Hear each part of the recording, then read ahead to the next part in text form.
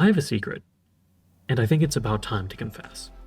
For the last 2 years, I've had on and off contact with several individuals who have claimed to either be a current or former employee of Behavior, or at the very least they claim to have a direct pipeline of information from an inside source inside the company. The purpose of this contact was to make a video about leaks, specifically why people leak things, how leaks occur, and how they affect internal morale at Behavior, and let me make this very clear, the purpose of this video was not to leak upcoming content. As part of the precautions to protect my sources and not accidentally leak anything upcoming, I have to wait to release this leaks video until 2026. The reason I'm saying all of this is so that you, the viewer, can immediately understand the context of not only how and why I got into contact with the source for the video you're currently watching. I know it's a bit suspicious for a channel of my size to have access to this kind of information, so I wanted to set any suspicions to rest immediately. There is long-term proof of this kind of connection as well. I've been given the okay to talk about how shortly before Dracula's release, I had been advised that he was coming with multiple information perks and delayed a video accordingly. I know how frustrating it is to have a video source boil down to "trust me bro," so I hope this explanation helps lend some credibility to both me and my source. Originally this video was just a speculation based on observable patterns from publicly available information, similar to my video on how anime was coming to DBD, and to just be clear, that is what most of this video still is. However, I was a bit hesitant to release this video as the last video I made like this was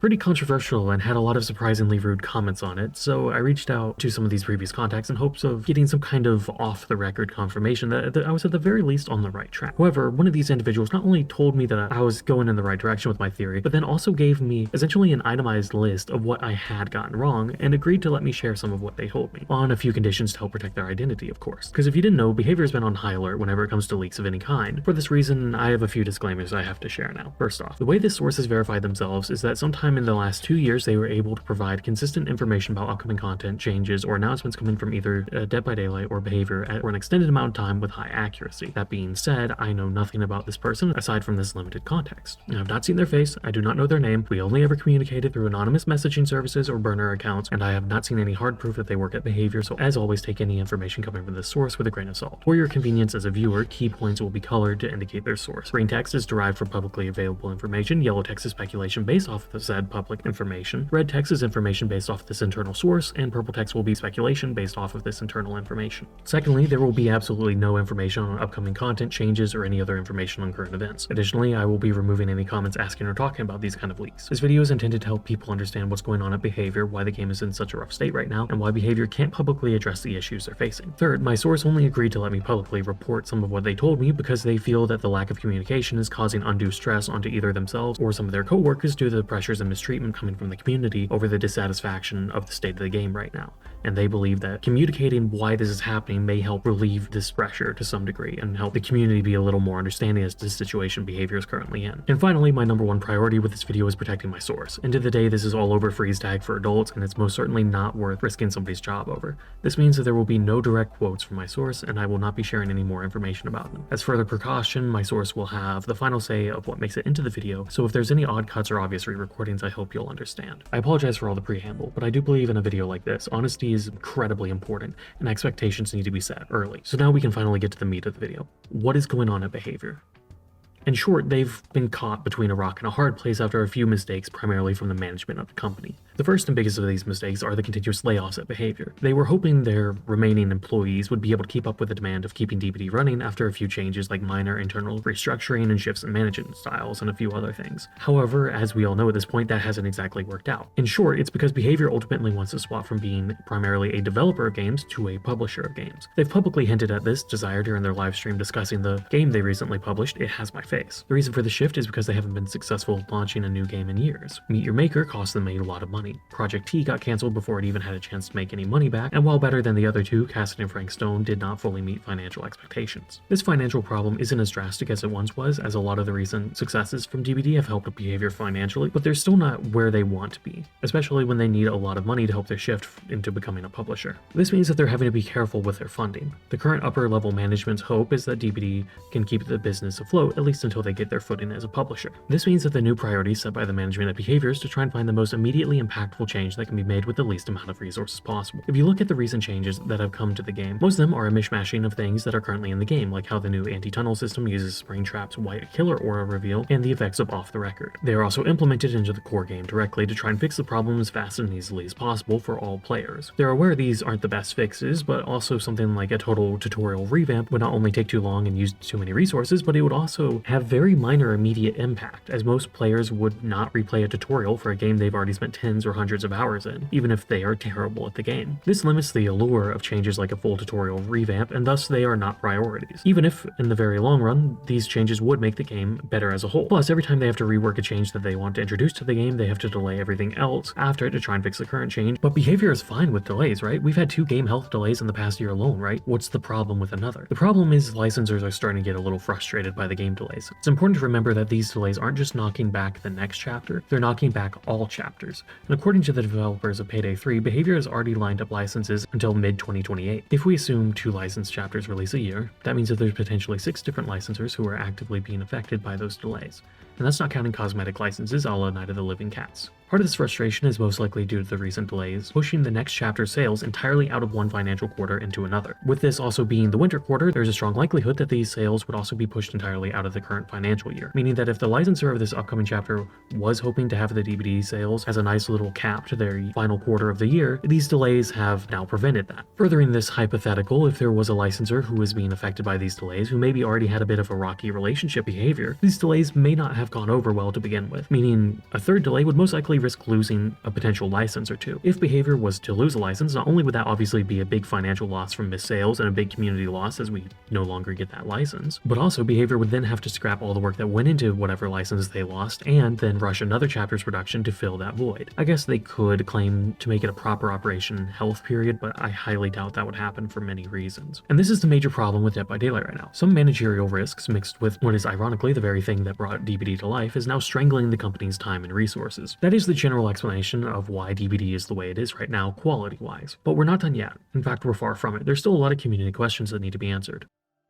A lot of people are claiming that Behavior is favoring survivors over killers, for one. And they're not entirely wrong. Behavior is favoring survivors a bit currently, but it's not because the devs are all survivor mains or anything like that. The truth is, there are 3 major reasons why survivors are being prioritized. First, survivor players are more profitable than killer players. On average, survivors are cheaper to produce, take less internal resources to maintain through things like bug fixes, and thus offer higher returns on investment. That being said, it's not why Behavior is favoring survivors. It's more of like a reason behind the other 2 reasons. The real reason Behavior is prioritizing survivors so much right now is because survivors are the ones who are disconnecting and uninstalling the game more. Additionally, a survivor disconnecting mid-match is seen as worse than a killer disconnecting. To tackle the easiest one first, it's a simple numbers game as to why survivor DCs are worse than killer DCs. When a survivor DCs, that impacts and ruins the game for the remaining 4 players. Whereas when a killer DCs, the game is over and the survivors can easily queue into another match. When a survivor disconnects, the remaining survivors become frustrated from being down a player, because let's face it, bots still aren't that great, and some killers feel robbed of a quote-unquote proper victory, especially if it's early on in the match or there are multiple bots.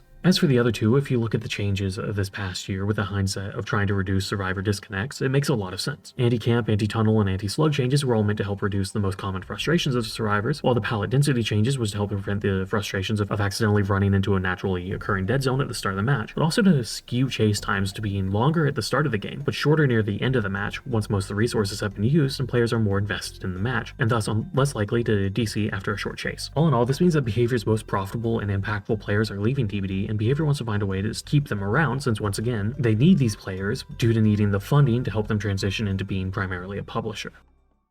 Now for the last thing I want to talk about is the community outreach programs, aka the consultant and creator programs. I spoke about how they had undergone some internal shifts in hopes of the remaining employees being able to keep up with the workload. From my understanding, part of that was the community management team was effectively let off the leash for a bit. If you're even remotely active on Twitter, I'm sure you can remember that period of a few weeks where the official DBD account suddenly got hyperactive. That was one of the more obvious and immediate effects of this restructuring. I tried asking for more specifics on this subject, and my source didn't really give me any answers, so from here on I'll be trying to piece together what I can from what the little I was told. Seemingly, another effect of this restructuring is that it somehow allowed the community management team to pitch and approve the idea of the Fog Whisperer program being reworked into the new creator program. program. They knew they'd get a lot of responses, but they underestimated how many. And now they're caught in a dilemma. Let's say hypothetically they were approved to add 200 new creators into the creator program, and that they received a total of 1,000 applications. They pretty much only have 3 options. The first option is to accept their top 200, not acknowledge the rest 800, or put out a boiler, we'll keep looking, or just wait for the next chance type PR response. The reason they haven't done this is because it may cause problems with the other 800 creators. And this is effectively the same problem as that they tried to escape by switching from the Twitch Shirt and Fog Whisperer programs. Considering how toxic, entitled, and us versus them-y some creators were acting around these programs in the past, and to be honest, how many people are starting to act this way about the new program as well, without it being fully rolled out yet, is causing behavior to hesitate when it comes to accepting more members in fear of worsening these problems for not only themselves, but also the creators they accept and the community as a whole. Their second option is to do a slow rollout of these slots instead. Instead of accepting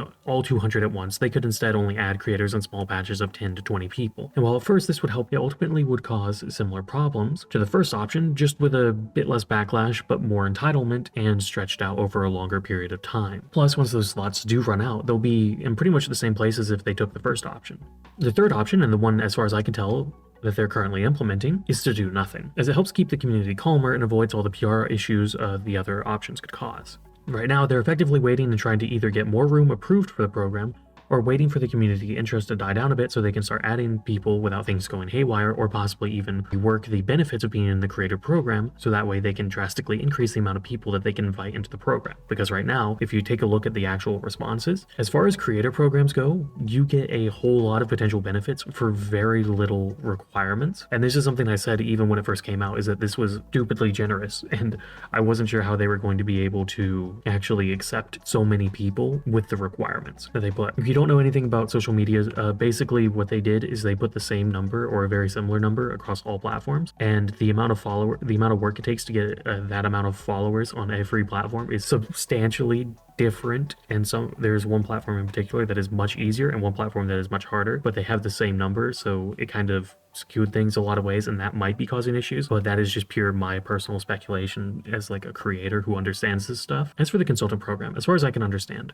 the basic rundown is that what the consultants are suggesting for the most part does not align with the goals of high impact, low resource changes. They may be suggesting great ideas, but those ideas are not feasible to implement at the current time. Additionally, there are some communication disconnects between the CM and dev teams. Once again, I tried to get some more information about it, and they didn't say a whole lot about it, so maybe it was some kind of management issue, or maybe there's something like the community management team is oversimplifying things when they gather all the public responses. I don't really know, but if I had to guess, it would probably be one of those two, just as a wild speculation, not really based on anything other than basic business practices. I understand that this video is still a little vague, but I hope it at least gives you enough of an idea of what's going on behind the scenes and why behavior is doing what they're doing and why the game is in the state that it is, and hopefully gives you a little bit of hope that once we're out of this time crunch, things can start getting a little bit better, because I think a lot of people would agree for a while they were doing good. They were doing real good. And then things started changing around a certain time, I don't want to say when, and things started getting noticeably worse again. And with all that said, happy hunting.